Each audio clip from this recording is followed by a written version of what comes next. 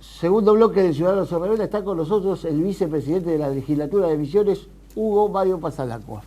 Bueno, Hugo, gracias por venir. Un placer. Ya siempre te decimos Hugo Mario, vamos a hacer la presentación también. ¿Qué tal? Un gusto. No, el gusto es mío, sinceramente. Estabas contando antes de entrar a la entrevista que venías de Garupá. De Garupá, sí. ¿Actividades de gestión? Sí, de gestión, política, estar con la gente, aprender, pulsar, digamos, que las necesidades, angustias de la gente, que está pensando la gente, ¿no? Siempre hay que estar muy, muy atento. Seguramente ya te preguntaron, y estoy seguro que no te gusta que te pregunten, igual te vamos a volver a preguntar. Las encuestas te están midiendo como eventual candidato a gobernador en el 2023. Claramente a los políticos no les gusta hablar, y mucho menos un año antes. Sí. Pero bueno, ¿qué pensás de esto? ¿Cómo lo tomás? Yo hago mi trabajo. O sea, lo hago con gusto, con placer, no es ningún sacrificio, es un goce, es algo apasionante, es adrenalina, a mí me encanta lo que hago. O sea, hacer política, militarla, estar en la calle con la gente, con el productor, con el que hace chipa, con el empresario. Uno aprende, eso es la vida, digamos, eso es la vida. Si después la querés transformar a la realidad, primero la tenés que conocer. O sea, si no puedes transformar lo que no conoces, es punto uno. Entonces, si tenés una aspiración transformadora, primero tenés que andar mucho. Pero mucho. Uno piensa en eso, en síntesis. Después, hay una conducción, hay un equipo, la decisión no pasa por otro lado, no exactamente por las encuestas, ¿no? Claro. Siempre hay un halago, pero no. La política es otra cosa. Pero hasta casi natural, siendo ex gobernador, hoy vicepresidente de la Cámara, que aparezca en la encuesta. Sí, lógico, sí. Uno ha tenido una exposición bastante alta cuando uno es gobernador. La exposición es... ¿Te quedaste con ganas de un poco más? No. Lo dijo Rovira eso. No, sí, pero digo, sé con qué se queda gana uno, pero seriamente, no es por eludir ni esquivar, sí, claro. Hablo con el corazón. Uno se queda siempre con ganas, pero te pasa todos los días. Te quedas con ganas de hacer un poco más, de transformar un poquito más, un corón cuneta más, digamos, no sé, lo que fue, de pequeñas cosas. Obvio. De eso sí uno se queda con ganas. El día no alcanza para solucionar todo y uno es casi impotente. Son 1,5 millones de misioneros que vos tenés que... Ojalá yo pudiese entrar a la casa de cada uno, es imposible. Pero por lo menos lo más que se acerque a ese número. Hugo, vos estás recorriendo ahora la provincia. Cuando vos fuiste gobernador en el 2015, te tocó un gobierno muy especial que era el de Mauricio Macri. Es decir, que venía con otra matriz diferente política de lo que era el de Cristina Kirchner. Ponele que el destino te ponga de nuevo como gobernador. En la realidad social que vos ves, ¿creés que estás mucho más deteriorada de aquella vez? Y sí, obviamente sí, lo dicen los números, lo dice, asomar la cabeza por la ventana y te das cuenta. Pero también es cierto, y no es contradictorio aunque parezca, que Misiones está mejor. Claro, Misiones está mejor. Entonces, el país está, no quiero decir peor, que una palabra fea, pero está en una situación compleja y muy difícil. Pero Misiones, en ese marco de dificultad que también nos pega, se ha sabido ingeniar para tener una política soberana de pensamiento, soberana fiscal, decidir nuestra propia agenda de acuerdo a lo que los misioneros desean, no lo que te marcan de Buenos Aires, sino lo que... Pues de último los dirigentes nacionales que te dan clases de política, nos le va muy bien. Sí, vienen 2 veces al año con suerte a la provincia. Me gusta que ellas vienen y no bajen, porque yo no soporto él. Bajó el ministro tal, pero eso es transversal a cualquier gobierno, ¿no? Bajó el ministro, bajaron los planes, baja, que vivimos en un sótano. Claro. Venís a Misión, no bajás a Misión. Claro. Pero claramente no se puede negar que la macroeconomía nacional tiene un efecto en indicadores, más allá de que Misiones, como decís, se ingenió y estableció políticas propias de contingencia, de asistencia. 4 años de Macri, creció la deuda, creció la inflación, creció la pobreza. Asume Alberto, se esperaba reorientar el camino, pandemia, se frena la economía, empezar de vuelta, reactivar. En estos, destaco que Misiones fue la primera que reactivó su aparato productivo, comercial, y eso le da hoy indicadores que le posicionan mejor que el resto de las provincias. Pero 4 años de Macri, van 3 años de Alberto, y yo me hago cargo de esto, fue un gobierno malo, más allá de la pandemia, fue un gobierno que no resolvió prácticamente ninguno de los más importantes problemas de los ciudadanos, de las provincias, del país, y da la sensación de que en el 2023 van a estar entre esas opciones de vuelta por ahí, si no es el peronismo, kirchnerismo, Juntos por el Cambio, digo, y da la sensación de que tenemos que aguantar y seguir aguantando y cada vez peor y seguir aguantando. Digo, ¿cómo ves el país en un panorama? Mira, yo no voy a Buenos Aires hace 3 años, que ni salgo de Misiones. Así que yo, cosas, digamos, entrevés ustedes estarán mucho más informados que yo de lo que pasa a nivel nacional. Yo sé por ustedes, por los medios, por los periodistas, no estoy informado. Veo cómo pega la realidad. Estamos dentro del país, digamos, ¿no? Pero también sé que no solamente políticas de contingencia, se han tomado políticas en la provincia públicas muy fuertes, proactivas. Ahora, o sea, nosotros no podemos monetizar la economía, no podemos atacar la inflación en sus causas. Sí podemos hacer operaciones como, por ejemplo, los ahora que han sido muy exitosos. Claro. La política fiscal nuestra, que es buena, antipática, bueno, pero es buena. ¿Para quien no quiere pagar? Sí, claramente sí, para quien no quiere pagar. El fondo de crédito, son políticas públicas activas como para fomentar el trabajo, la masa monetaria, como se dice, el M1, M2, que circula a mayor velocidad de circulación, mayor creación de riqueza, por decirlo así. Si un billete circula rápido, claro, es una cosa, si se lo guarda uno solo, desaparece. O sea, la idea siempre fue hacer circular la masa monetaria, bastante simple de entender. Entonces, acá se han tenido políticas activas. Y si hemos salido antes de la tragedia de la pandemia, fue por 2 razones, porque tenemos un aparato, un sistema en realidad sanitario muy potente, eso es imposible de rebatir, digamos. No digo perfecto, digo muy potente. Y a la vez hubo mucha inteligencia por parte del gobernador y del ingeniero Rovira de salirse rápidamente de la situación de quietud y estrechez de que éramos todos unos ogros viviendo en nuestras casas y la economía se caía a pedazos. Y acá fuimos muy inteligentes, con todos los recaudos necesarios, comprando toda. Misiones tiene tantas UTIs, o sea, unidades de terapia intensiva, como Paraguay. O sea, calcular la dimensión de la inversión que se hizo, de la que ya había en salud. O sea, tranquilos con eso, fuimos rápidamente por la economía, por el comercio, por el tránsito, sin poner en riesgo a nadie. De hecho, hemos tenido números bajísimos. Pero bueno, esas son políticas inteligentes de Estado. Te llevo más para el lado de la política. Bueno, ¿cómo no?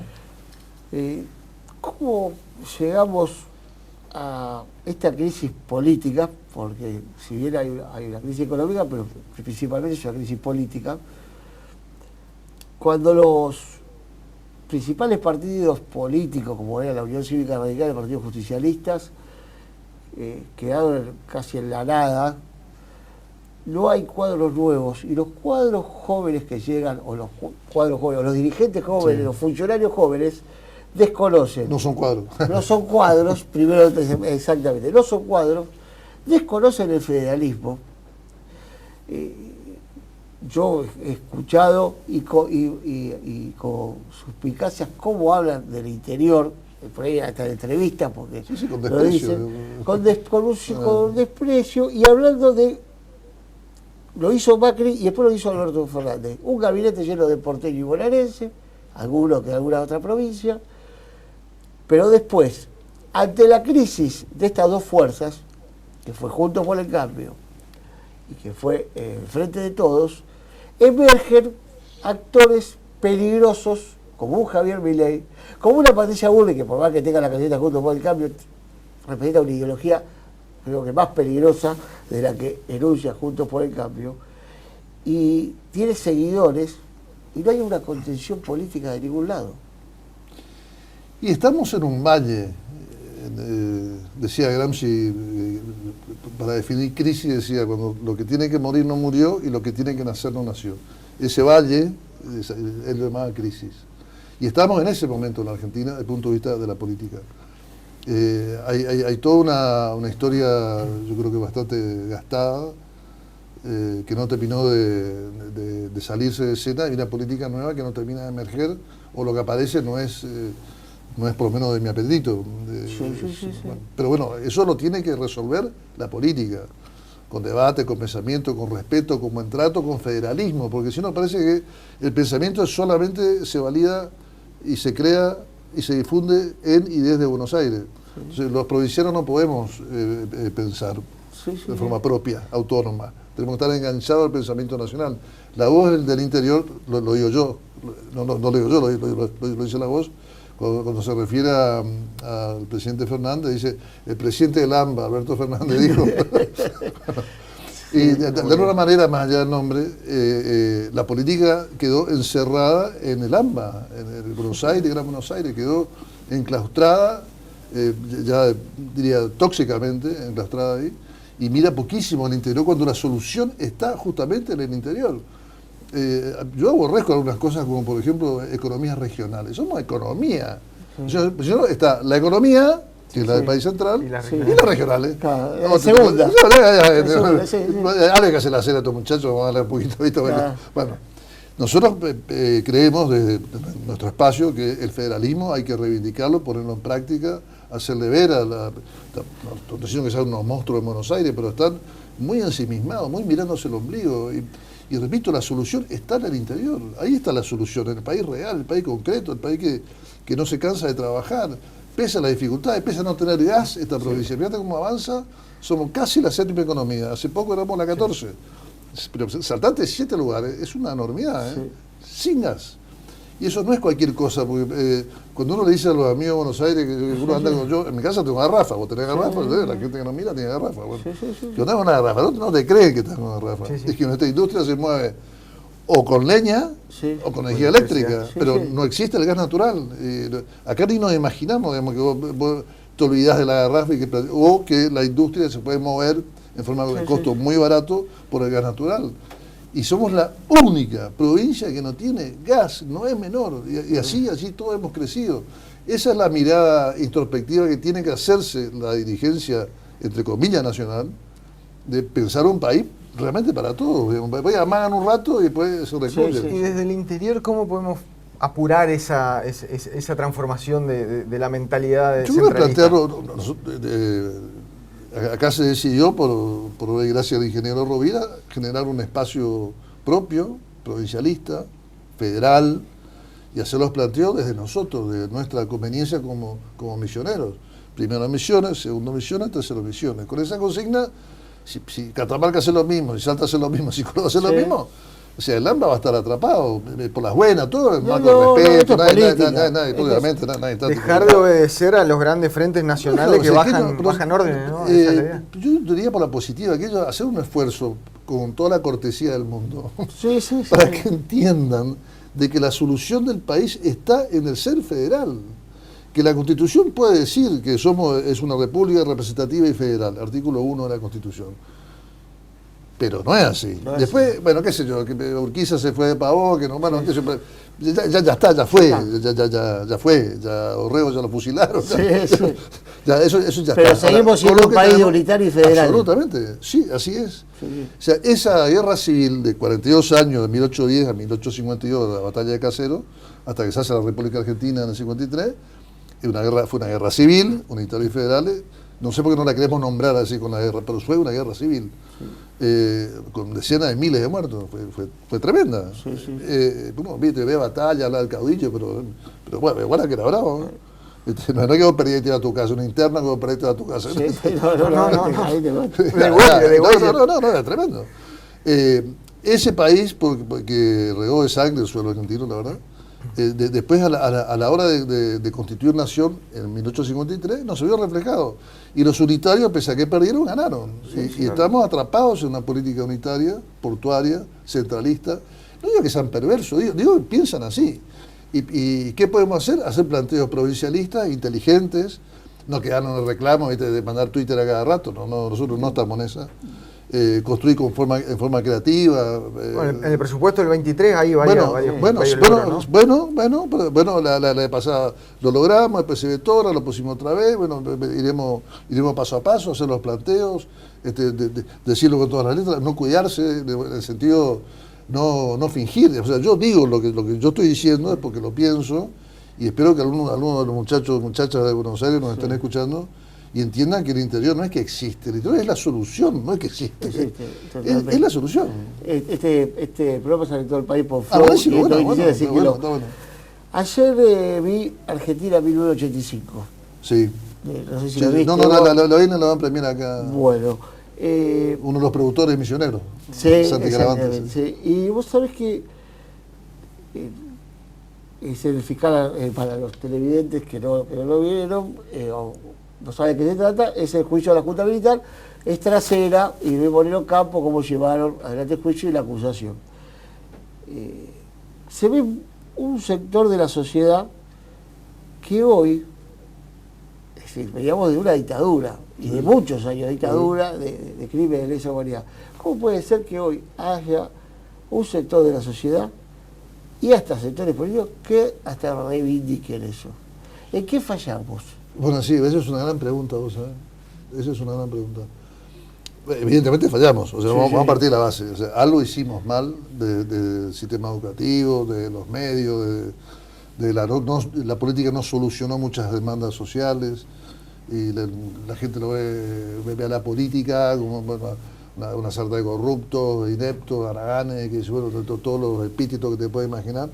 Y ese desgaste produjo esta aparición de esta ruptura así de decir, bueno, que vuelan los militares, ahora que es una barba. Pero la gente, lo más joven, yo entiendo, mira, yo soy consejero en la universidad.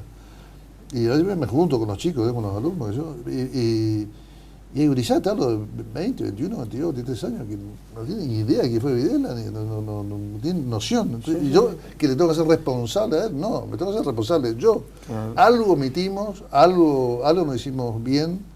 Tampoco es cuestión de estar todo el día machacando, no, la gente tiene que vivir tranquila y ser feliz. Pero bueno, pero me cuesta pensar que no va a haber error al futuro si te olvidas del pasado, digamos, si te lo olvidaste. No digo estar encadenado al pasado, eso es una barbaridad, eso es una estupidez. Eso es hacer memorismo, historicismo y quedar ahí anclado. Sí. No, eso no. Pero saber los errores que cometimos como sociedad, para no señalar, digamos, que cometimos todo como sociedad, solamente para que no se repitan, básicamente. Entonces a mí me da miedito cuando escucho esa frase suelta así, y si lo dice un chico joven es probable que lo haya escuchado en su casa. Sí, es muy probable. Y sí, pero bueno, está en seguir vos sabés que militando la verdad. Totalmente. Vos sabés que yo hago hincapié en Milei, no porque el tema, lo que es Milei, es más, yo sostengo que en algún momento va a volcar, porque o forma parte de algo, o vuelca, porque solo no se sostiene, por las cosas que dice, pero en un ida y vuelta, la otra vez con un periodista, daba a entender que si él era presidente, iba a haber un sector serio de la sociedad que lo iba a apoyar sus medidas, los militares. Bueno. Digo, y así todo, después de las barbaridades que dijo, se sigue manteniendo la encuesta. Es decir, hay un odio y hay una equivocación de la democracia, no es el tema Milei en sí, ni Patricia Bullrich, ni Mauricio Macri, sino y tampoco no es la derecha real. Vos que sabés de política, esto no es derecha real. No. Es un extremismo. ¿Cómo no se puede dar cuenta la gente que esto anarco-libertario? Sí. La palabra libertad. Una mezcla de Bucetti y de Mimí. No, pero encima la palabra libertad es una palabra amorosa, es linda. Sí. Entonces, bueno, es muy marketinera si la usan con inteligencia. Yo recuerdo una pregunta, porque hay muy poca repregunta a este tipo de personajes, muy poca repregunta. El tema de la educación, no al Estado, porque el Estado es dispendio, no piensa que el Estado es el asfalto, el Estado es la escuela, el Estado... ¿Y cómo hace con el Estado? No, perfecto. No. Anarcoliberalismo, no hay Estado. ¿Qué hace le pregunto a un periodista, ¿qué hace con la educación pública? La educación gratuita, la escuela de la esquina. Claro. Y dice, no, la gente más pudiente, creo que dijo la palabra rica, sí. Una especie de voucher, entonces vos le pagás como becás a los ricos. La de vender órganos. Bueno, la de vender órganos, bueno, esa, ¿te acuerdas? Después rápidamente lo cancelan y el olvido siempre hace su juego. Yo, pero ¿cómo nadie le repregunta? O sea, seguridad que va a tener, o sea, tiene que cerrar la policía, obviamente, claro. ¿no? La salud pública. Vamos por las clínicas, vamos por la seguridad privada, o sea, va a tener seguridad que pueda pagar. No sé, pero como hay tan poca repregunta, claro, se le puede sacar poco. Cuando vos decís la educación, él dice la otra vez que de educación privada. Y yo leyendo, ¿no? La verdad que no lo sabía, resulta que los micros escolares de Estados Unidos son del Estado. ¿En España también? En España también, yo lo sabía en España. Sí. Es decir, todos los chicos van al colegio de micro que los paga el Estado. Si lo banca el Estado. Y él me reivindica a Estados Unidos. No, prefiero escuchar. No, el Estado te decía porque en el caso español, sí. Ellos son una monarquía rara avis, donde hay países adentro, el País Vasco, el País Valenciano. Sí. Hay una estado que se llama Murcia, en Valencia también, donde son pocas las escuelas, no hacen muchas escuelas. Hacen pocas por un sistema estatal de transporte que te lleva y te trae. Entonces hay menos escuelas más grandes y un sistema de transporte gratuito del Estado. Acá tenemos, bueno, de alguna manera, esta provincia es la única que tiene el boleto estudiantil gratuito desde que inicia la escuela, incluyendo la universidad. Los estudiantes de la universidad pública, que pertenecen a la nación, la provincia igual le paga el pasaje a los chicos porque se entiende que son misioneristas que también van a estudiar. Entraron todos en el boleto estudiantil gratuito. No sé, ahora tal vez otra provincia lo haya hecho, pero en su momento éramos la única provincia que tenía eso. Que para que se sepa, no es gratuito. El Estado con los impuestos le paga el boleto al chico y a la chica. Claro. No es que el colectivero... Y después saca su billetera y carga combustible. No, después ese boleto se paga. Eso es el Estado que lo quieren algunos. Eso también es el Estado. Después está el abuso del Estado, los malos políticos, obviamente hay, Como hay malos jueces, hay malos policías, hay malos abogados. Hugo, de mi parte la última pregunta, recién Aldo te hacía referencia a la crisis de los partidos políticos, cada vez más vacíos, y se escucha, se lee y se ve que la Renovación encontró alguna especie de receta que viene anunciando incorporaciones de sectores del deporte, de sectores profesionales, de sectores juveniles, de sectores estudiantiles. ¿Cómo se llegó a esto? Yo creo que no se llegó, se empezó así. Justo eso venía una reunión grande en Garupá, estaba contando. Ustedes me recuerdan a la genética nuestra, digamos, la piedra basal, cómo se empezó cuando Carlos nos convoca. Era del peronismo, del radicalismo, del hiperradicalismo, del sector independiente, de democracia cristiana, del FIP, qué sé yo, había de todo. No importaba de dónde se venía, importaba de dónde se iba, ¿no? A la agenda de los misioneros.